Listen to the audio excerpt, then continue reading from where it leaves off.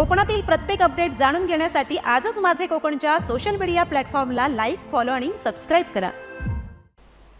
मुसळधार पावसामुळे रत्नागिरी जिल्ह्यातील खेड तालुक्यात निर्माण झालेल्या पूरस्थितीनंतर महाविकास आघाडीच्या वतीने तातडीच्या शासकीय मदतीची मागणी करण्यात आली आहे।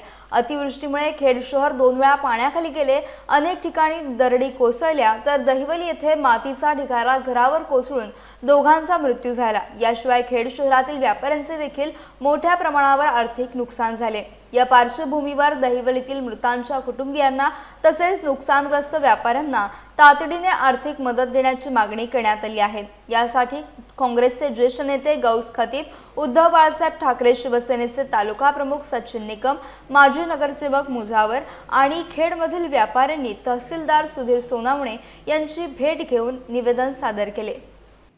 आज आम्ही आघाडीच्या वतीने तहसीलदार साहेबांना पूरग्रस्तांना मदत मिळावी म्हणून निवेदन दिलं। आज गेले कित्येक वर्ष हा पुराचा त्रास आमच्या खास करून आमच्या मोहल्ला परिसर, सफा मस्जिद चौक तसेच बाजारपेठ ह्या लोकांना गेले कित्येक वर्ष या पुराचा आम्हाला फटका बसत आहे।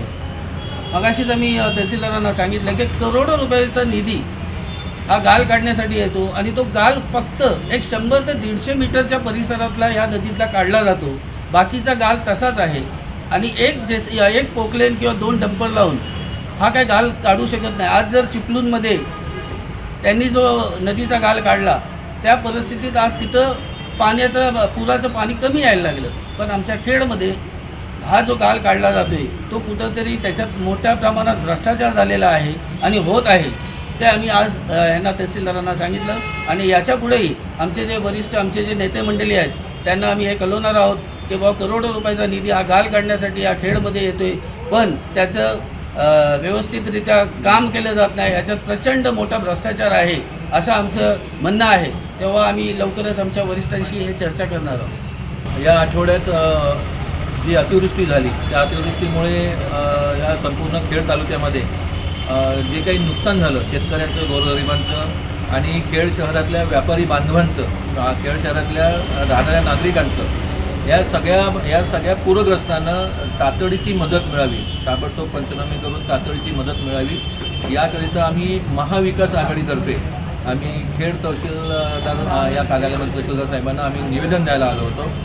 मला एवढंच फक्त म्हणायचं की ग्रामीण भागातलं एक नैसर्गिक आपत्ती आपण समजू शकतो, डोंगराळ भाग, भौगोलिक एरिया, परंतु शहरामधली जी काही आपत्ती आहे ती नैसर्गिक आपत्ती किती वर्ष म्हणायची, कारण गेली काही वर्ष कोट्यवधी रुपयांचा खर्च होतो आहे आणि मधले जे 12 महिन्यातले 8-9 महिने व्यापारी आता यावर्षी गाळ येणार नाही, कोट्यवधी खर्च झाला आहे म्हणून सुखाने झोपायचा प्रयत्न करतात, परंतु पावसाळा आल्यानंतर अवघ्या अर्ध्या दिवसामध्ये खेड शहर भरतो।